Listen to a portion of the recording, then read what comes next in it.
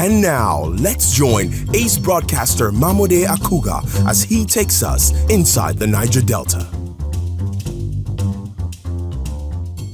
Hello out there and welcome. It's Inside the Niger Delta, the authentic voice of Nigeria's oil-rich region. I'm your regular host, MAMODE AKUGHA. Inside the Niger Delta. The Niger Delta Development Commission, NDDC, is currently training 3,000 young people from the 9 states of the region in high-demand skills in the oil and gas sector. The training covers areas such as forklift operation and industrial spray painting, as well as sandblasting, scaffolding, and pipe fitting. The program, holding in the Garden City of Port Harcourt, Rivers State, will run for 3 months. Beneficiaries who spoke with our correspondent, Leji Dagos, are grateful to the NDDC for the opportunity to upgrade their skills, which they say will lead them towards self-reliance. At the heart of the vision behind the establishment of the Niger Delta Development Commission, NDDC, is the mandate to ensure economic prosperity for communities across Nigeria's oil-producing areas. To achieve this, the people of the region, especially the young and growing population, must possess the requisite skills and expertise to provide solutions, create value, and earn a sustainable living. Understanding this, the NDDC is training and empowering the youth with hands-on skills to take advantage of opportunities in the oil and gas industry so as to be able to make a living and contribute to the overall economic prosperity of the region. Currently, about 300 beneficiaries drawn from the 9 states of the Niger Delta are undergoing this training at different locations in Port Harcourt. Inside the Niger Delta interacted with some of these beneficiaries. Today, I know what is sandblasting, and I can sandblast, I can paint. So I'm very happy for this program. And I also want to thank the NDDC. I'm no longer jobless. With this skill, I can be able to feed my family and be able to raise a good family for myself. The training covers areas such as forklift operation, industrial spray painting, and sandblasting. Others are scaffolding and pipe fitting. The NDDC Director of Commercial and Industrial Development, Lina Okara, spoke on the importance of the training. The idea for going into this 4 skills training is because of the needs in the industry. There's a high need for these skills in the industry, both oil and gas and other manufacturing sectors, as well as the airline, and so many uses for all these skills. So we had to invest in these skill sets, to get 300 people to train, to acquire this skill, to competitively get employed or do entrepreneurships, invest in those businesses, and grow the economy. Upon completion, all participants would receive both local and international recognized certificates, with the NDDC also providing starter packs to help them launch their careers. In another development, the Regional Development Agency last week joined the rest of the world to celebrate the International Youth Day 2025. The NDDC organized seminars across the region where experts and resource persons encouraged the young ones in attendance to live a life of impact and purpose. Have today and tomorrow. And when you empower the youth, you unlock potential in them. And once the potential is unlocked, they now can make positive change in their communities and in their environment. In the Niger Delta region, there are a lot of grant programs that have taken place, and unfortunately none of us feature there. So they're going to have to communicate more effectively. They're going to disseminate information that will make youths to be not to wait for Niger Delta alone, because there are a lot of grant opportunities.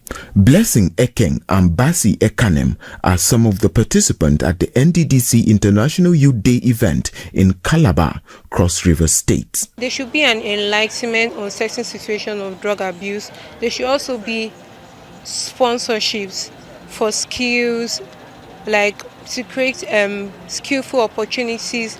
Let's say with braiding of hair, they can bring people that can teach the youth certain skills in order for them to not just be in a certain environment or a certain kind of, let's say they want to do only educational, but they also can be creative in order to earn living. I will advise the government to more focus on the children and the youth. Mindset changes everything around you.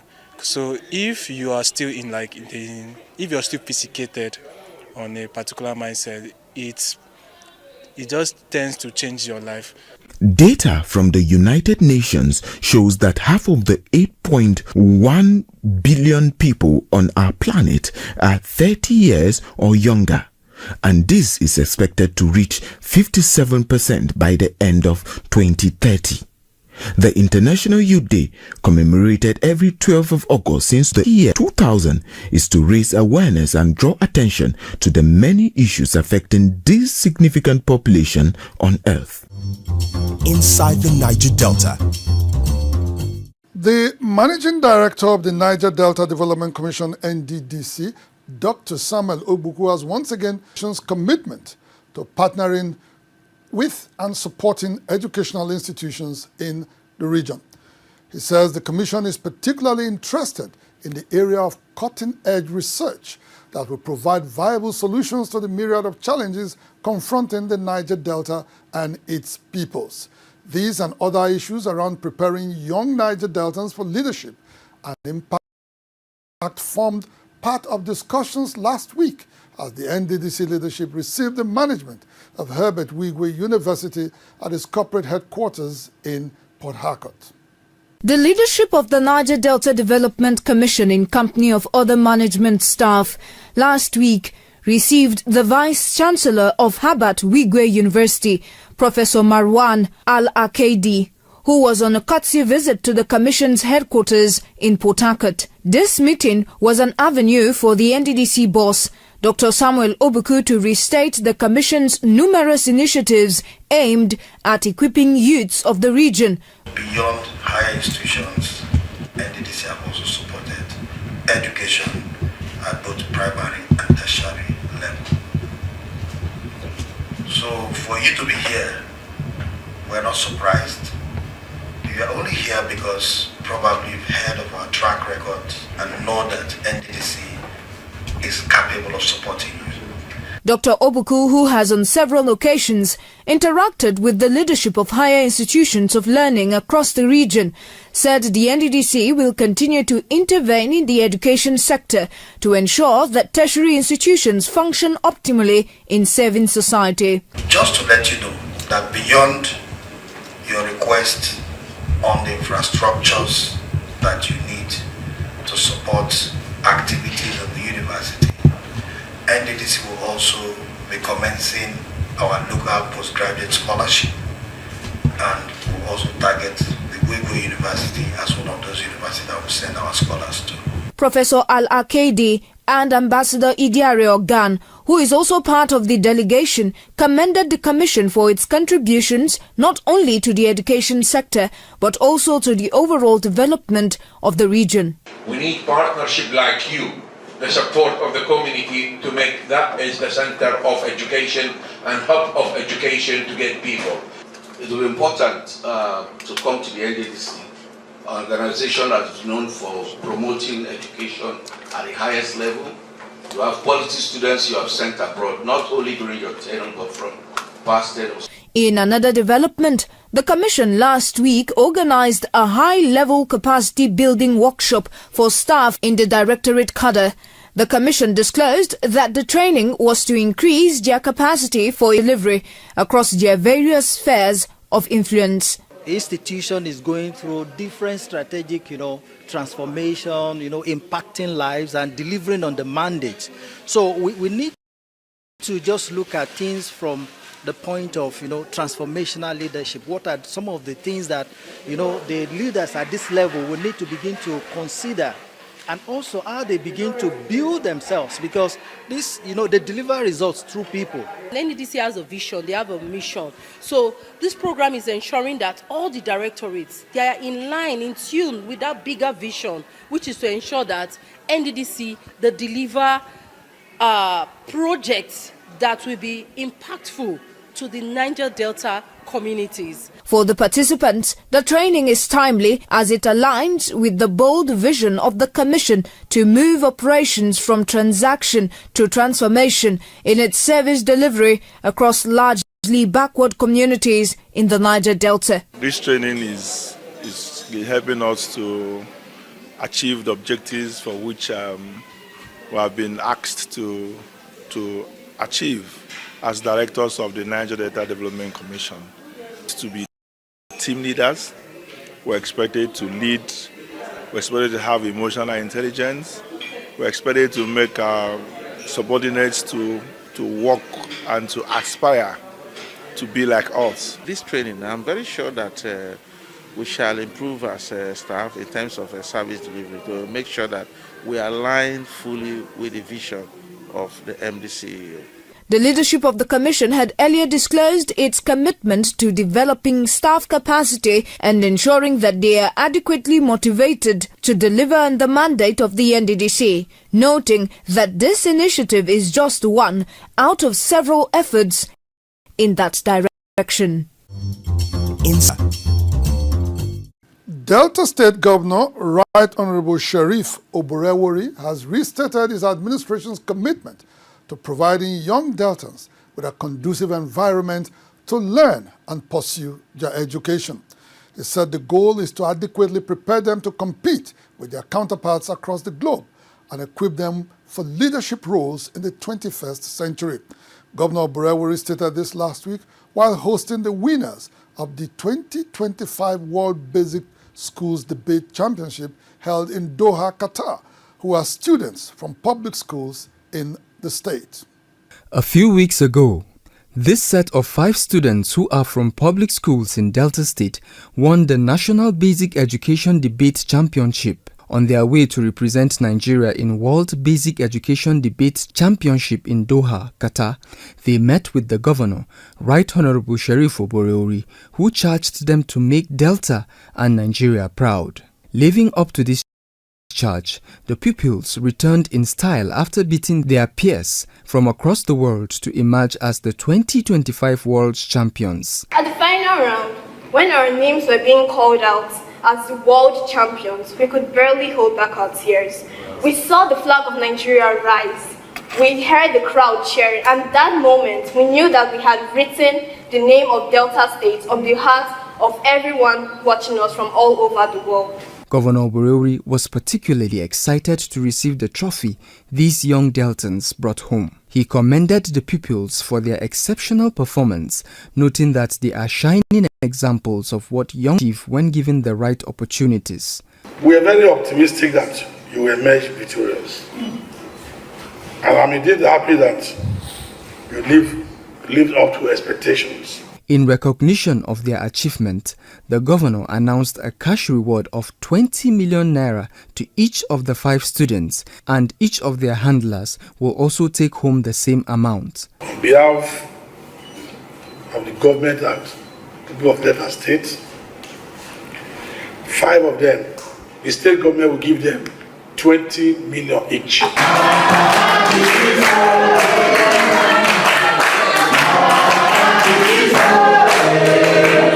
Parents of the pupils and other government functionaries present commended the governor for this gesture and his investment in the educational sector.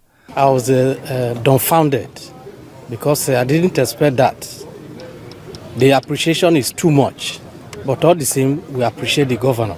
We are carrying out the mandate that His Excellency gave to us. The mandate is we must return the public schools to its old glory. To that glory where all of us attended public school. For the state government, this is evidence of its sustained investment in both infrastructure and teacher quality. The state is confident that this is just one of many wins to come. Inside the Niger Delta. Azikio Group, oil and gas, dredging, power and air transportation. Azikio Group, petroleum product sufficiency, energy sustainability and infrastructure development. NDDC at 25.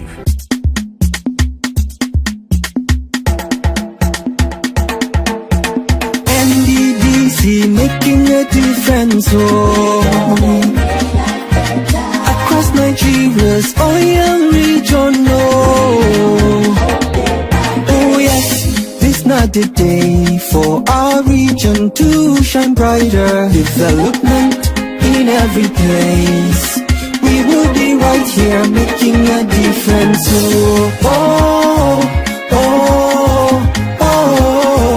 NDDC,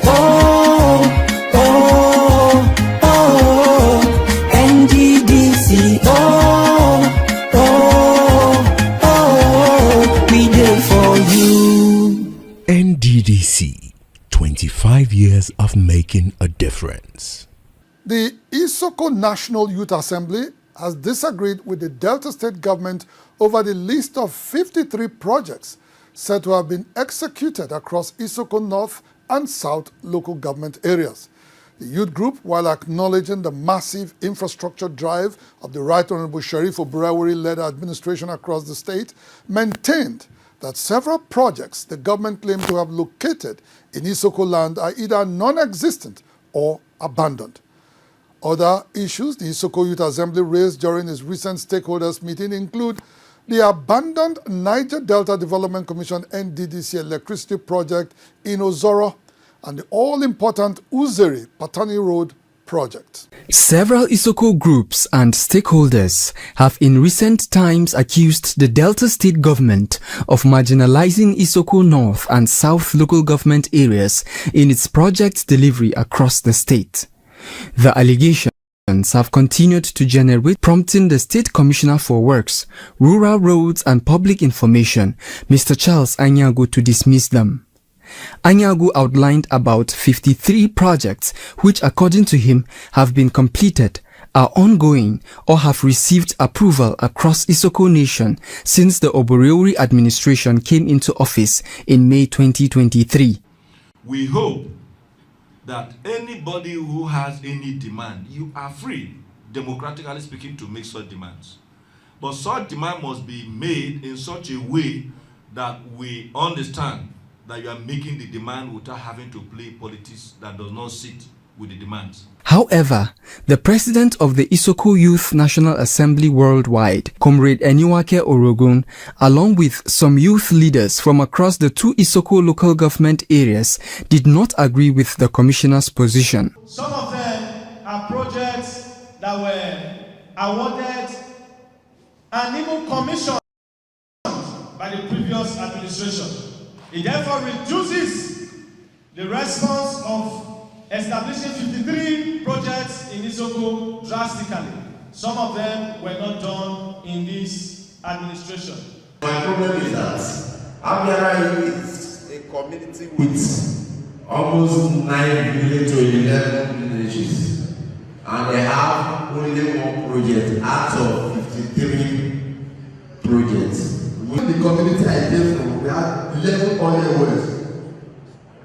With that, nothing, there's no project that is cited in Lotoway. No project.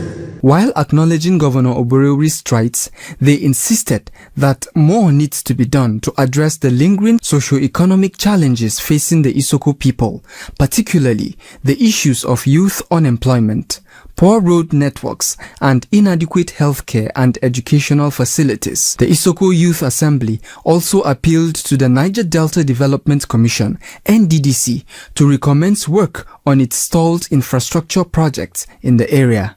This includes the Uzeri Patani Road and the 30 MVA and the 132 over 33 kilovolt substation in Ozoro. What we have witnessed here in Isoko is that we have abandoned projects littering our streets, littering our communities that were started by the NDDC some 10 years, 15, 20 years ago.